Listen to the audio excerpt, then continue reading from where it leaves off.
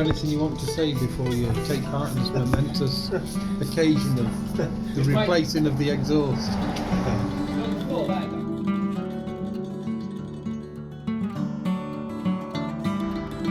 On the journey, P-stop for Polly. We're on the A5 actually. We're heading down towards Telford. There's some massive clouds there, look, some storms.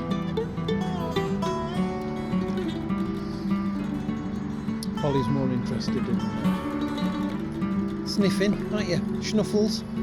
Eh, sniffs. Sniff sniffs. Right. Yeah, not a bad little spot this. I think it's called Montford picnic site.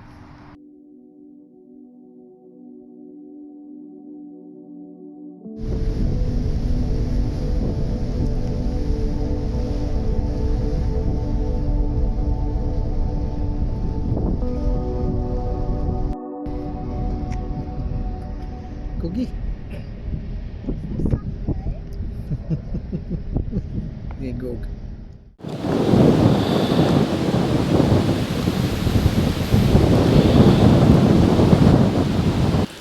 Welcome to Thiepval Memorial. This is the start of our Somme tour, and we're starting it at 9:20 at night. The place is empty. All you can hear is the wind and the trees rustling and the leaves blowing across the tiles. And it has its own atmosphere. It feels like at night time the place sort of lends itself to the souls that it's trying to commemorate.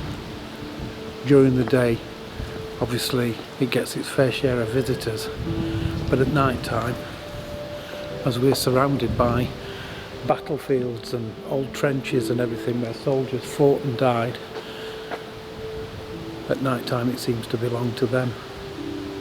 The panels are just cascaded with names, very much like the men in Gate over in Ypres. And you can see there, look, in all the detail and everything, everyone was a brother, a father, a cousin. They all meant something. They all had a life, and they all gave it. I've never seen any of the monuments at night time. It's beautiful actually.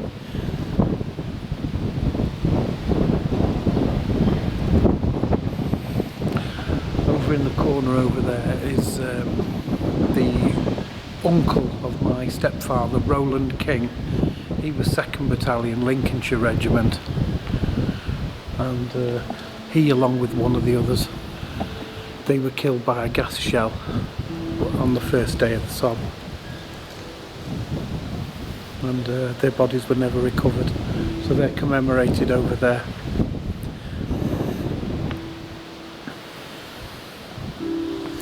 And on one of these panels is also the grandfather of the famous singer David Bowie. I'm not sure which panel it is, but he's commemorated on here. But the building is absolutely fantastic. It's amazing to look at.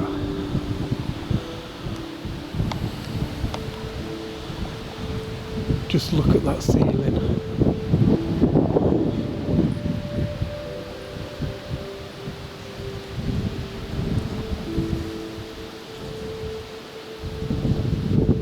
It really is something, isn't it?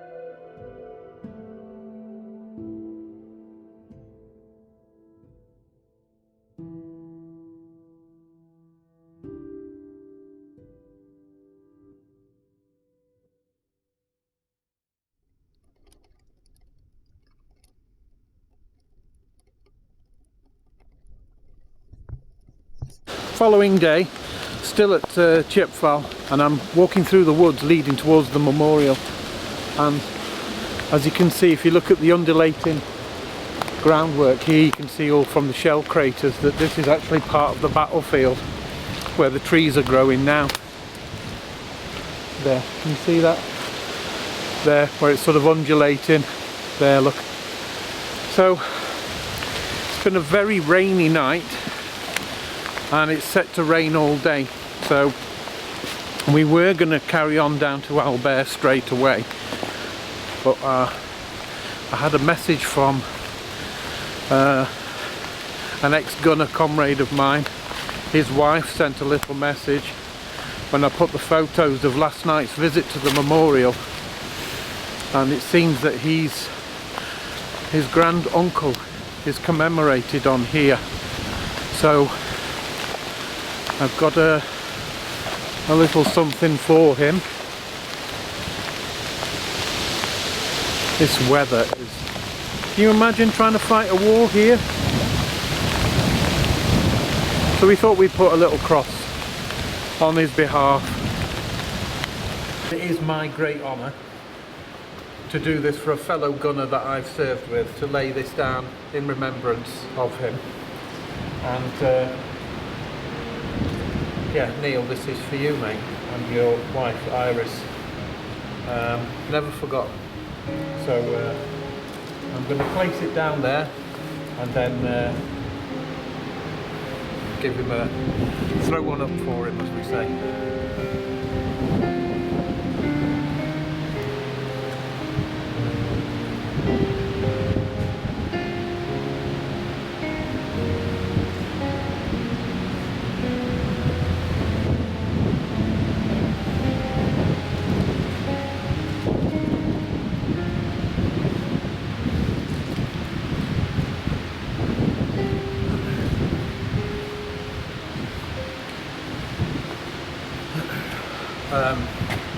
Private Celestine Gilbert is round there, and he was in the Wiltshire Regiment, which we laid a little cross for on behalf of his relatives.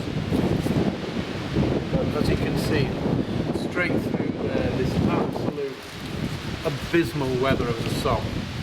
An even better view if I just spin it round so you don't have to keep looking at my ugly mug. Just look at that. The scenery in the background there. Obviously you've got the river Anker, which is going to go through there, which are the battles were fought, and over in that direction there you've got Mouquet Farm or Mucky Farm.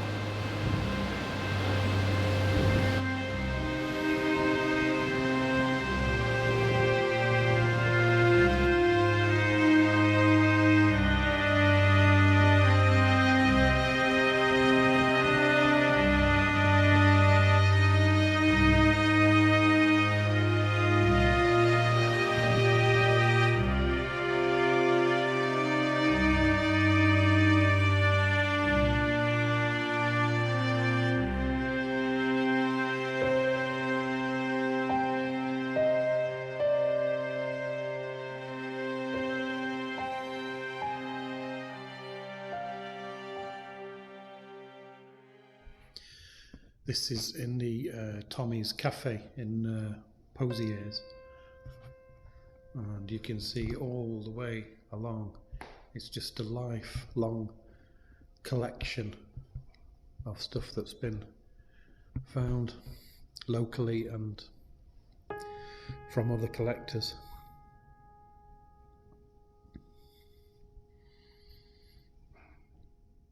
And it's been beautifully displayed as well.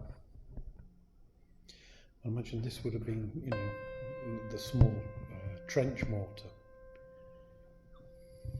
and it's been cut open so you can see the inner workings of it.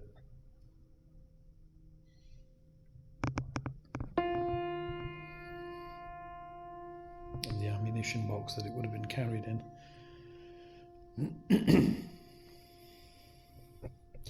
And there you can see there's a German soldier there, and he's got a pull cord, and there would be the little mortar there. You can just see that now. So he would have pulled that and it would have gone doom, and landed in the trench. Those are machine guns that caused so much death and devastation on the Somme. And you can see here again how a rifle's been adapted to fire a grenade. I did hear that these were very dangerous, quite unreliable.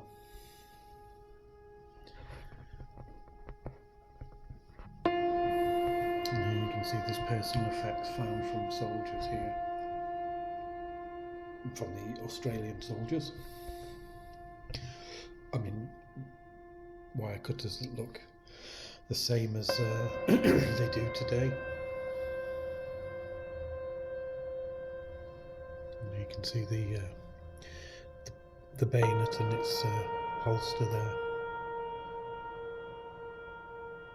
This was for digging in the personal effects as well. This is what really brings it home, is things like that. The personal effects. Yeah. Dog tags.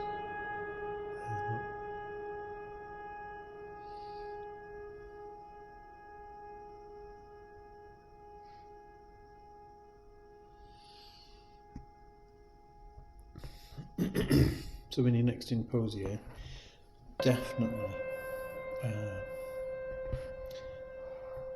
spare a little bit of time and come in here and have a meal, a drink. It's really worth a visit.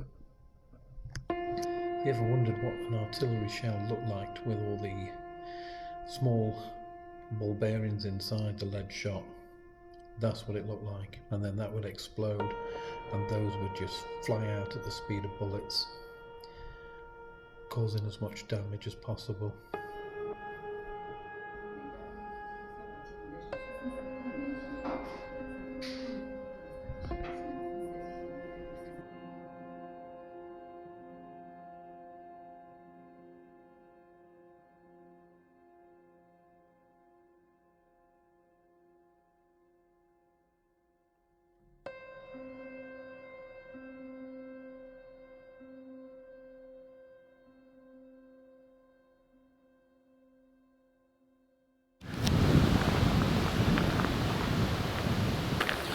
On the 23rd of July 1916 at 12:30, the Australian 1st Division swept across Pozieres to take the southern part of the village. They were met with fierce fighting, but they were determined and they continued through and they seized their objective and they held this land. They also took the Gibralta Bunker, which you'll see some images of now, which is a ruin at the moment, but that was a heavily fortified structure for the Germans, and the Australians took that. Now the Germans counter-attacked, and also they sent across one of the heaviest artillery bombardments that the Australians had ever experienced, but the Australians kept it and held it and didn't give up.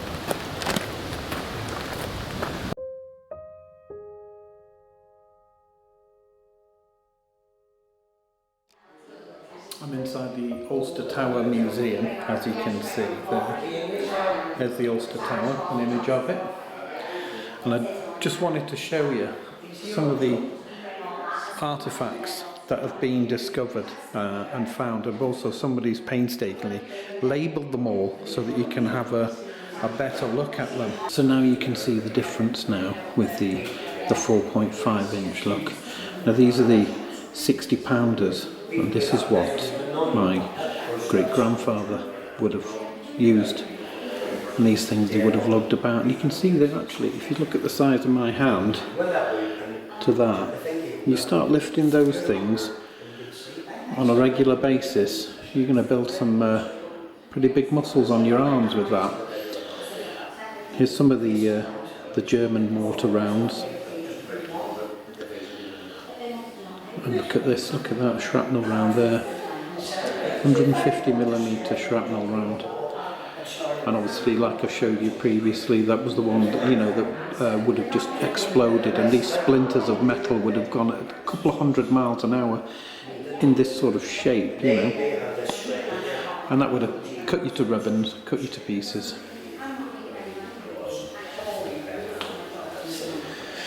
This is some of the bottles, a lot of them like sauce bottles and various things there. And we found an identical bottle, that one. It was a water bottle. We found that at Polygon Wood, and it was a complete one. And this is showing you some of the more personal effects that some of the people would have had. You know, things like their combs, shaving kits, a boot. It's amazing that leather has survived for so long. The spoon's a watch piece there, look. And of course, if you think there, look, believe it or not, there it is, the Notts and Derbyshires, Sherwood Foresters. Your clay pipes, very popular.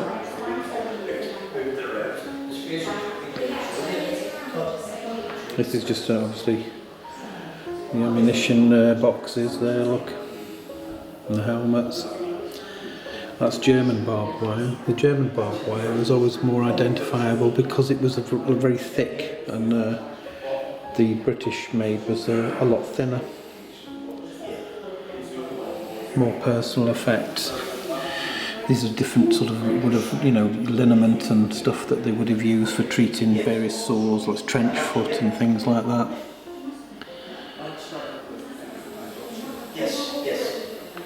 Morphine, look. A water bottle, part of the boot.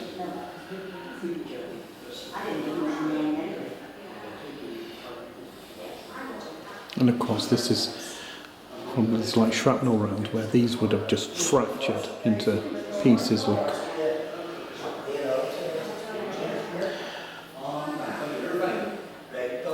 Toffee apple or plum pudding. And those things would fly over and of course detonate. It's a fantastic museum. Friendly people here as well. And there's the Ulster Tower. Finally got a little break in the weather. We've had a fantastic visit there. Everyone was really friendly. Do bring cash because the card machine doesn't work out here because they can't get the signal. So bring cash with you. They've got a lovely little cafe and a great little museum inside, which is interesting. So lots of parking and great staff.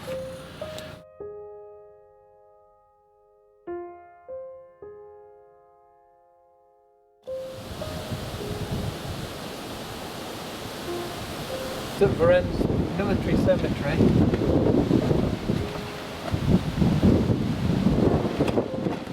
Let's have a quick look.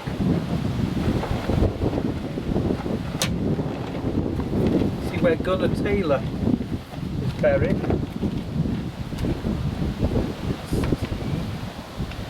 He was in 14 Battery and he was killed in October 1916. There he is.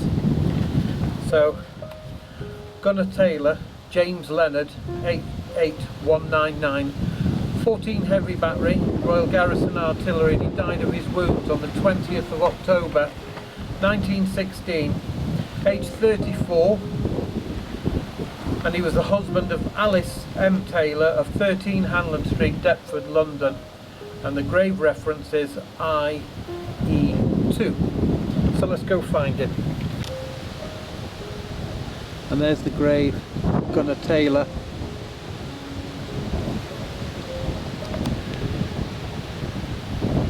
And you can see there the inscription, which I'll read out. A light is from our household gone, which never can be filled.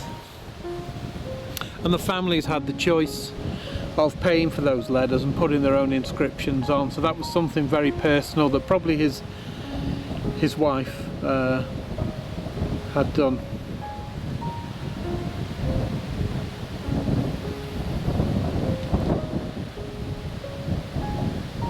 So on behalf of my great-grandfather of 14 Battery, I'm going to lay a wreath for Gunnar Taylor.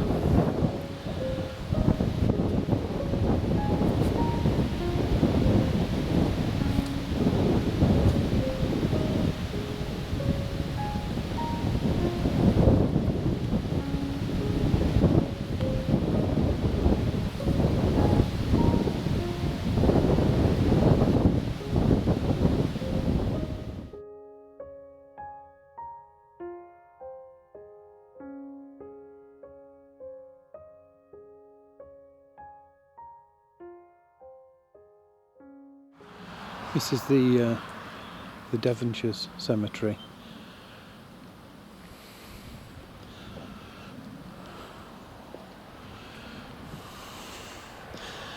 They suffered very heavy casualties during the Somme offensive.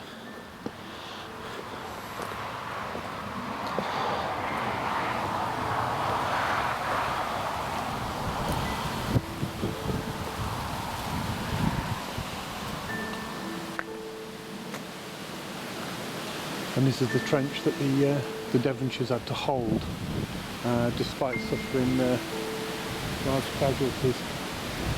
The 8th and 9th Devons. And then they progressed forward then in this direction. They headed over there, that direction there.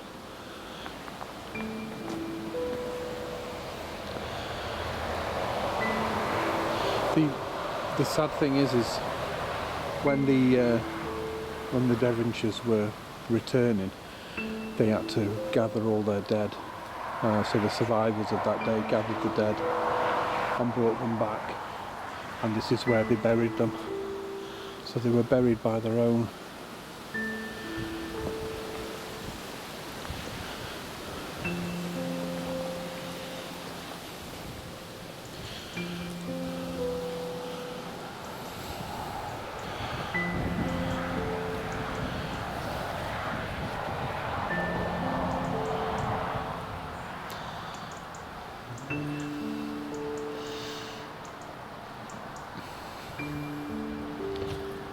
Unfortunately, quite a lot of them are identified.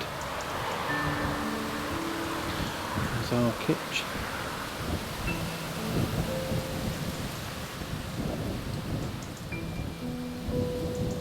The ages there, look.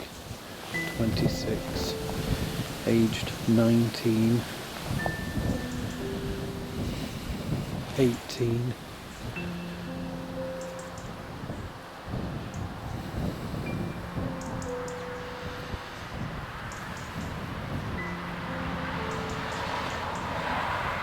Another one there, 19, 18, 20.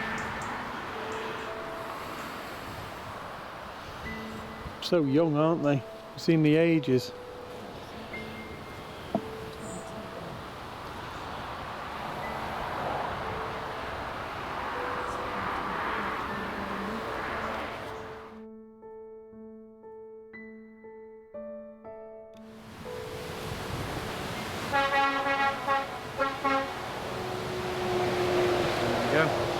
I do like to read out when I see personal inscriptions, because it gives a bit of identity to the soldiers that fought and died here.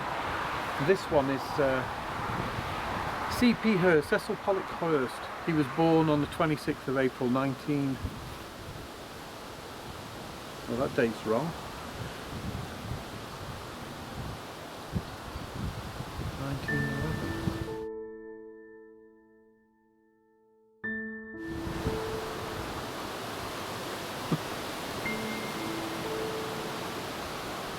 Okay, start again.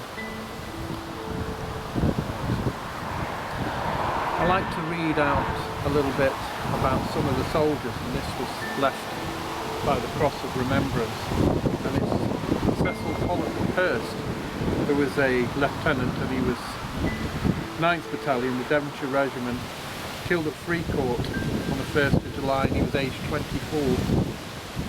He was a member of the University of the contingent of Officer Training Corps. He was also in the hockey team, president of the SA club, and he left for France on the 2nd of December. And he was posted to the same battalion as 2nd Lieutenant Noel Hodgson, the poet.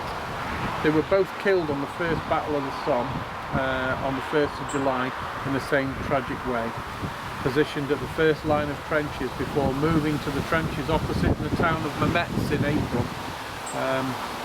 The name of the trench is Mansel Copse because it was in a group of trees, and he was killed when attacking the German trenches there. It's a little bit blowy, but it's dry now, so I'm going to have a go at getting the drone out, and then we can show you a little bit of the landscape that the Devonshires were sent out to fight the Germans against. I think a drone will give a lot better coverage, but this is the landscape that they would have seen. I think the undulating and farmland wouldn't be totally different, obviously just a bit more barren.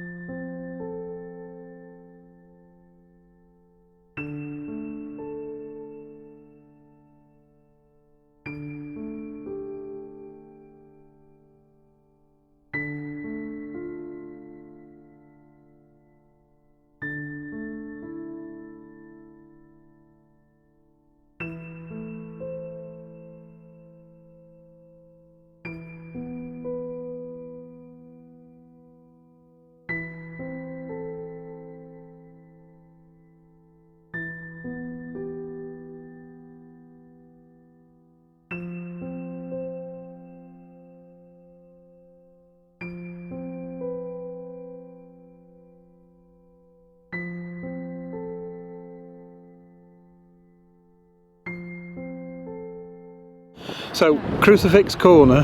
Yeah, that's where the German position was. Yeah. So probably on the other side of this. So on this embankment here, I think, where it drops down a bit. And then, as you can look, I'm not sure about this hedge. So where were their arcs of fire then? So that's where the cemetery is over there, isn't it? Yeah, that's Mansel Copse. Yeah. And the trench was there, and they were told to come across here, across no man's land. Which is there, isn't it? But you had the Germans all the way going. So they were all the way along this part. All the way along here, going up to those trees. Yeah. So they had no chance. It was just they were coming across. Yeah, it's just Turkey shoot, wasn't it, for the Germans? They were just mowed down, literally. He had a prime position from yeah, here. had the high ground, didn't they? Down to the, so, wow. Yeah. Killing fields, isn't it? Yes. And this cemetery's always been here, hasn't it? It's always been here. Yeah. Yes. Because you've got Ferring Court over there, and then you've got Mametz. Yeah, Mametz is there, isn't it? And then Mansel Copse, Highlanders, Gordon Highlanders in the reserve they're just trench, over the... just over there, around the hill there. We're just talking about how elaborate some of the artwork is.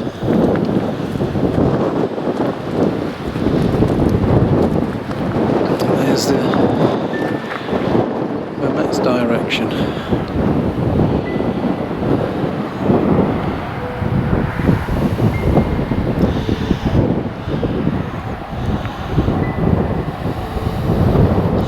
So as they pointed out, they would have come down there. Straight into it, a hail of fire.